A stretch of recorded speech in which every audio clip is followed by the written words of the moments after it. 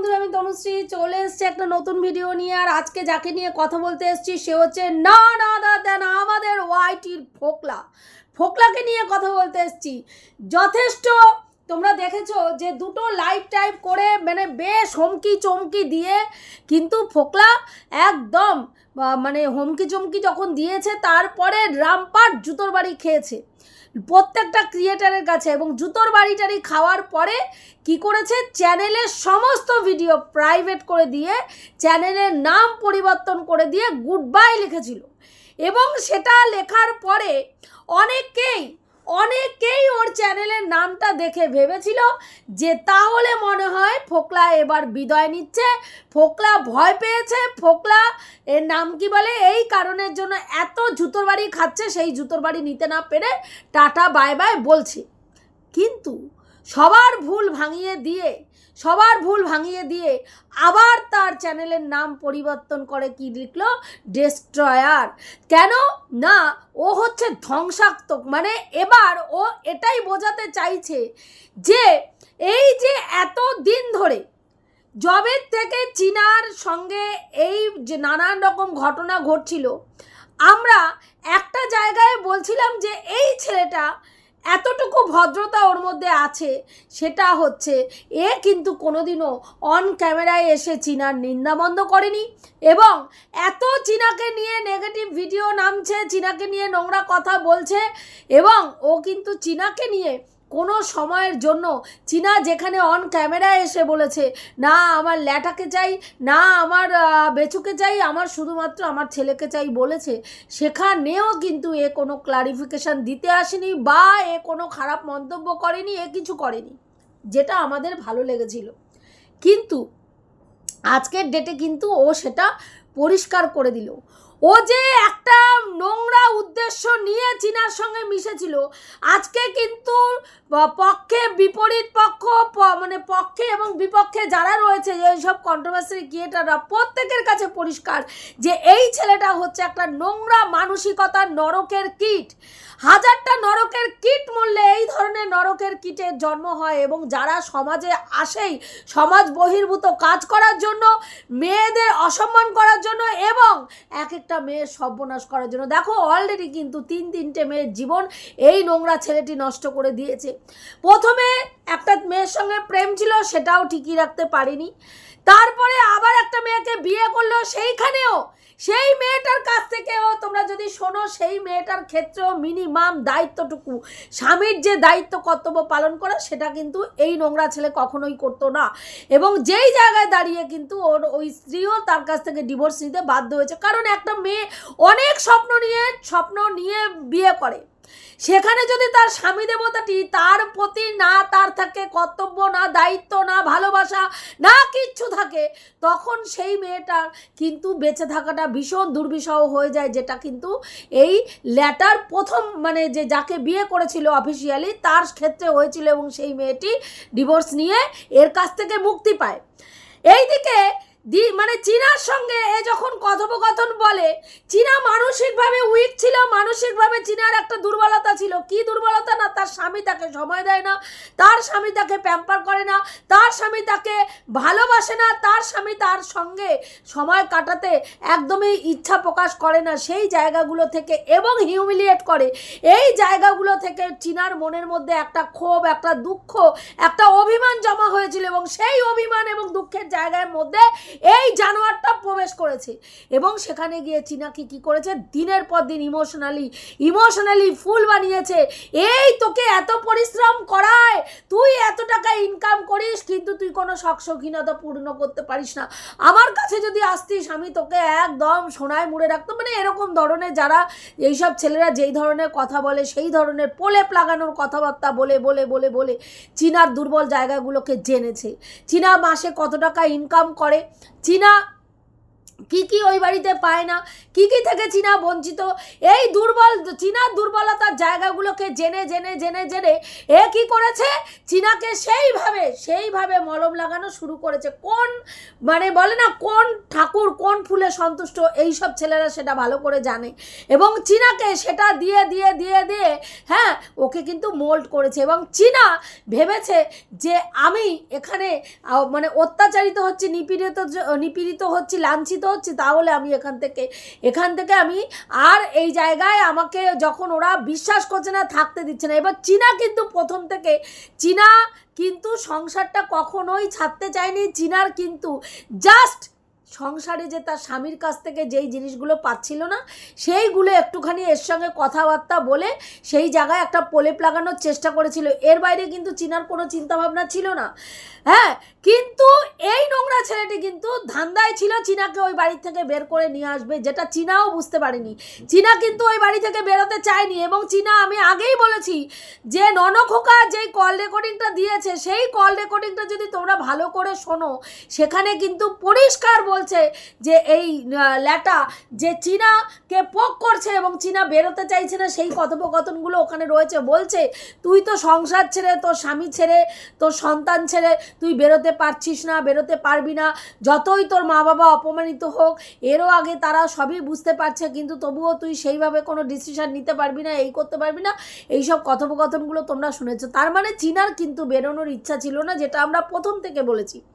এবং আমরা এটাও বলেছি এই নোংরা ছেলেটাকে আমরা কিন্তু চীনার পাশে দাঁড়ালেও এই নোংরা ছেলেটাকে সমর্থন করি না, কারণ এই নোংরা ছেলেটা প্রথম থেকেই ওর যা ভাবমূর্তি হোয়াইটের মার্কেটে উঠে এসছে, সেখান থেকে পরিষ্কার যে এ হচ্ছে একটা নোংরা টাইপের ছেলে, এবং এ হচ্ছে বৌদিবাজ।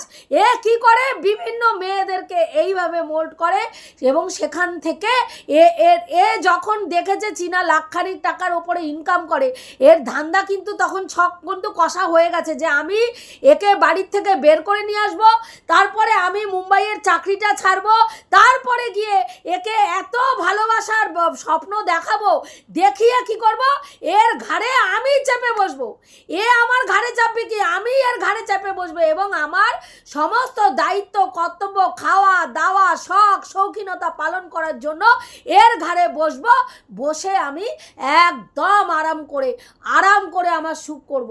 ও পয়সা রোজগার করবে, আর সেই পয়সায় আমি মজলিস করব, আয়েশ করব, আমোদ করব, প্রমোদ করব, যেটা এ করেছে। দীর্ঘদিন কিন্তু চীনা এই জিনিসটাকে মুখ বুজে সহ্য করেছে।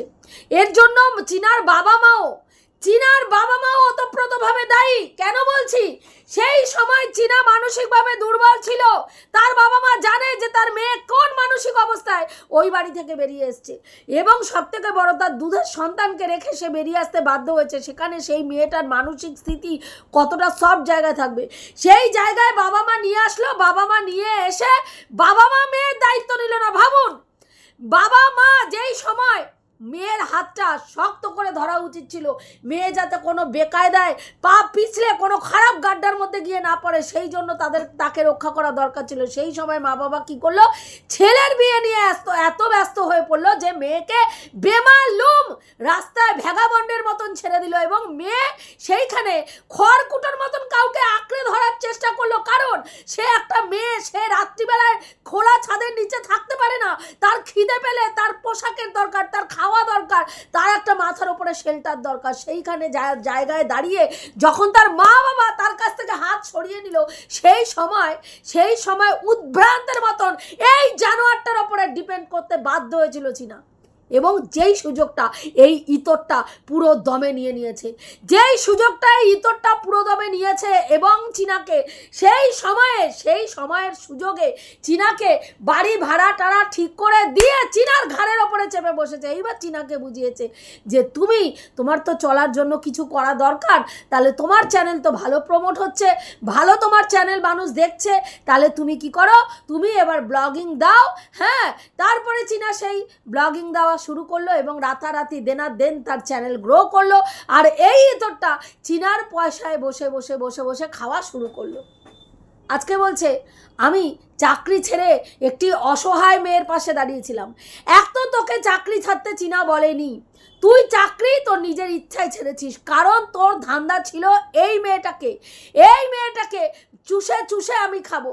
আজকে তোর জন্য পুরো সোসাইটিতে, পুরো সোশ্যাল মিডিয়ায়, সমাজের কাছে এই মেয়েটা একটা চরিত্রহীন মেয়ে নামে তকমা পেয়েছে। কিন্তু আমরা জানি চীনা চরিত্রহীন নয়।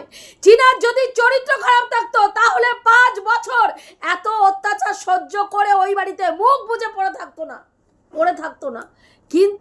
কিন্তু হয়তো আরো 5 বছর ছিল, হয়তো সারা জীবনে এরকম মুখ বুজে পড়ে থাকতো যদি না এই ইতরের আবির্ভাব তার জীবনে ঘটতো। এই ইতর এমনভাবে মোল্ড করেছে ওকে, ভালোবাসার কথা বলে বলে এমনভাবে মোল্ড করেছে। চীনা একদম মানে কি বলবো, ওর মানে বুদ্ধি প্রচুর কম, যেটা ননখোকাও বলেছে যে ওর বুদ্ধি প্রচুর কম, এবং সেই জায়গায় দাঁড়িয়ে আবেগ প্রণোদিত হয়ে এই নোংরা ছেলেটার পাল্লায় চীনা পড়ে গেছে। আর একটা চীনার ভুল চীনাকে একদম আজকে চীনার সন্তানের কাছ থেকে সে দূরে হয়ে গেছে। আজকে দেখুন এই জানোয়ার কত বড় ইতর, এই জানোয়ারের চাহিদা পূর্ণ করার জন্য নিজে ভালো খাবো, নিজে ভালো পড়বো, এই চিন্তা ভাবনায় একটা বাচ্চার কাছ থেকে তার মাকে সরিয়ে নিয়ে এসছে। একটা বাচ্চা মা থাকতেও আজকে অনাথের মতন তাকে করে দিয়েছে। কত বড় ইতর। আজকে এসে ও মুখ খোলা শুরু করেছে, কারণ ও কিন্তু প্রথম দিন থেকে, আপনারা ভাববেন না যে চীনার সঙ্গে ও মানে যে বন্ধুত্ব করেছে সেটা এমনি। ও প্রথম থেকে ওই যে ও বলছে না আমি ইউটিউব সম্বন্ধে জানি না, ইউটিউব থেকে যে ইনকাম হয় আমি জানি না, একদম বেমালুম মিথ্যে কথা বলছে। এই তোরটা মিথ্যে কথা বলছে। ও জেনে নিয়েছিল চীনার কাছ থেকে ওর কত টাকা এখান থেকে ইনকাম হয়, এবং যেটা জানার পরেই ওর মাথা ঘুরে গেছে। ওর প্লটিং পুরোদমে পার্মানেন্ট করে নিয়েছে যে ভাই যেন তেন প্রকার এনো এই মেয়েটিকে আমার বাড়ির থেকে বের করে এনে একে আমার গ্রিপে রাখতে হবে এবং এর পয়সায় আমাকে চলতে হবে। সেইখানে দাঁড়িয়ে ও কি করলো, ওকে বের করে নিয়ে আসলো। কিসের জন্য? শুধুমাত্র নিজে আমোদ আহ্লাদ ফুর্তি করে থাকবে এবং চীনার পয়সায় আয়েশ করবে। এই চিন্তা ভাবনায় চীনাকে বের করে নিয়ে এসে এবং তার মা বাবা সেই সুযোগটা আরো সুন্দরভাবে করে দিল। ভাইয়ের বিয়ে নিয়ে, দাদার বিয়ে নিয়ে মা বাবা এতটাই ব্যস্ত যে একটা প্রাপ্তবয়স্ক মেয়ে রাস্তায় পড়ে রয়েছে, তাদের বিন্দুমাত্র চিন্তা নেই। তারা সেই সময় ছেলের বিয়ে নিয়ে মেয়েকে মেরে বাড়ির থেকে বের করে দিল।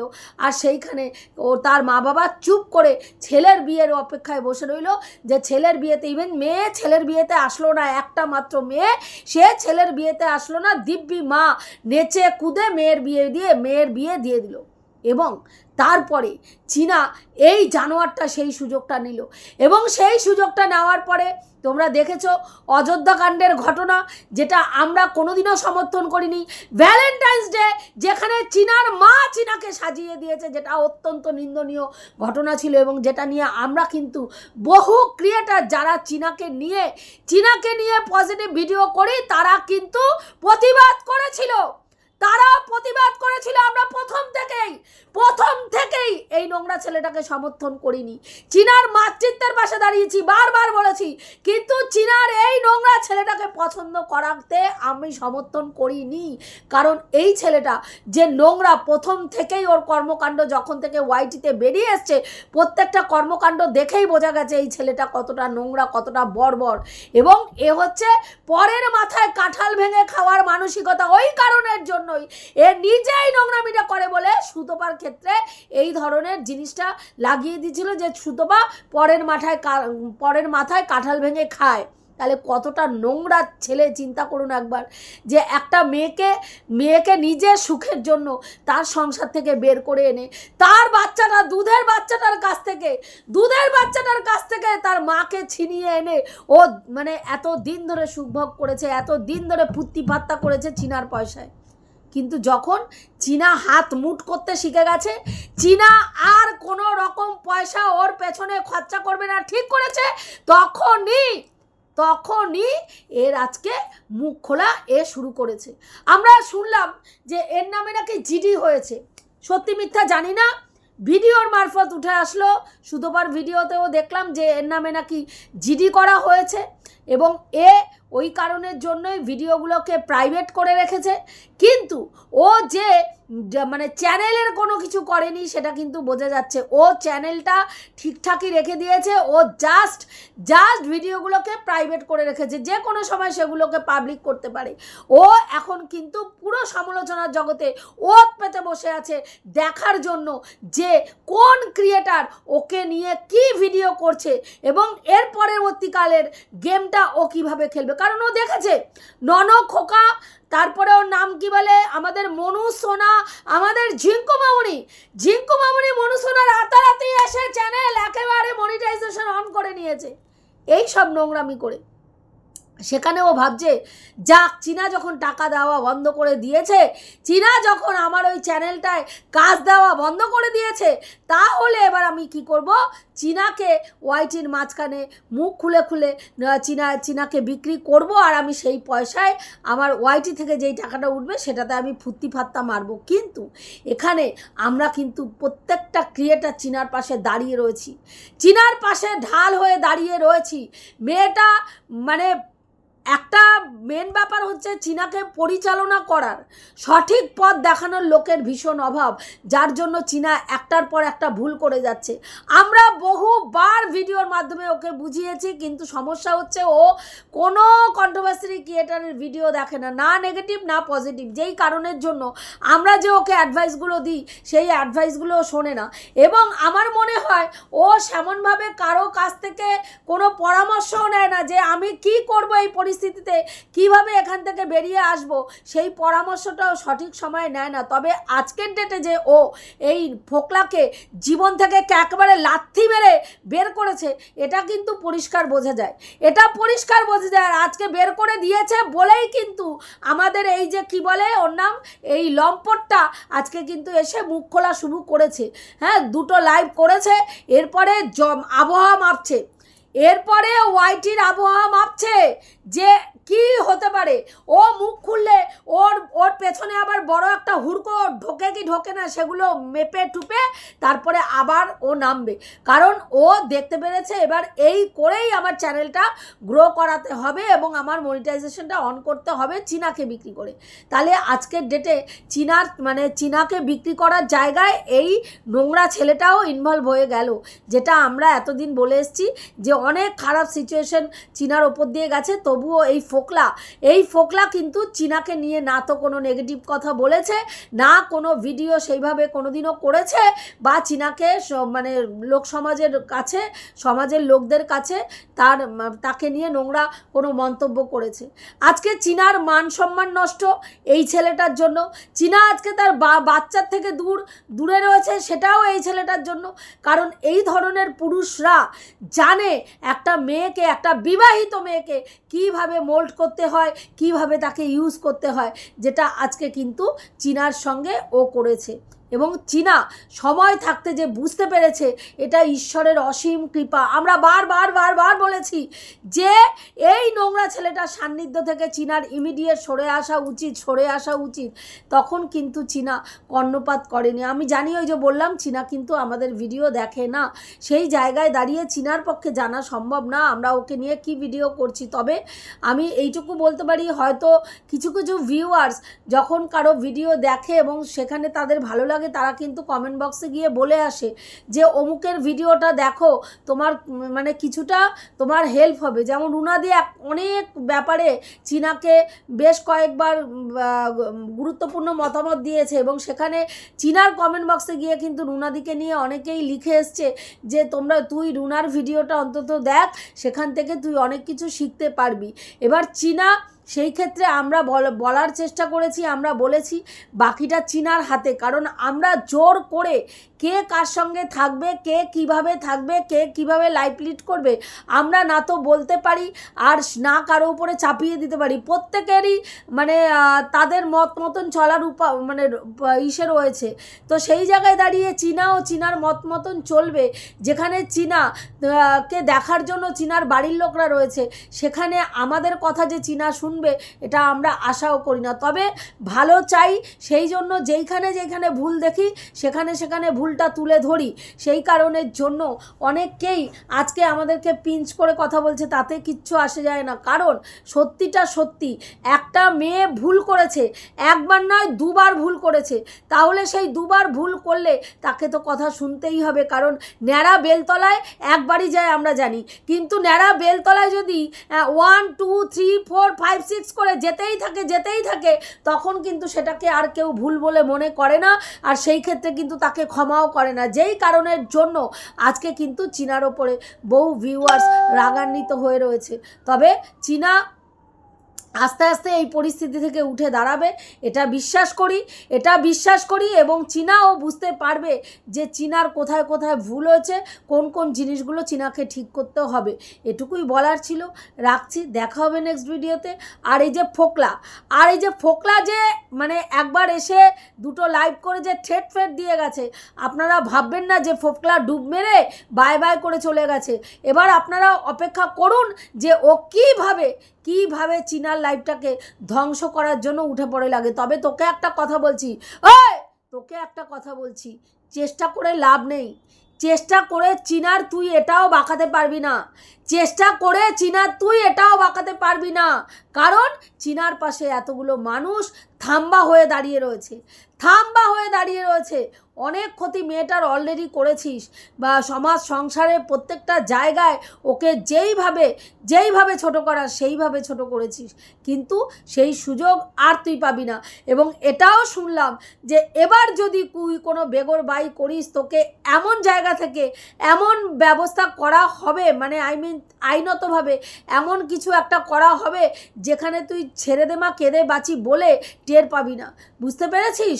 সেই কারণেই বলছি একেবারে সাবধান হয়ে তারপরে মাঠে নামবি, তারপরে এসে বলবি আ দেখে যারা কিসনে কিতনা হ্যায় দম, জমকে রখনা কদম মেরে সাথিয়া আ দেখে যারা। তাহলে সেটা বুঝে শুনে এসে কিন্তু মাঠে নামবি, না হলে রামপাট জুতোর বাড়ি তো খাবি, তার সঙ্গে লাথি ঝাঁটা ফ্রিতে পাবি। বুঝতে পেরেছিস? জুতোর সাথে লাথি ঝাঁটা ফ্রিতে পাবি, কাজেই খুব সাবধান হয়ে মুখ খুলতে এখানে বসবি। এটুকুই বলার ছিল বন্ধুরা, রাখছি, দেখা হবে নেক্সট ভিডিওতে।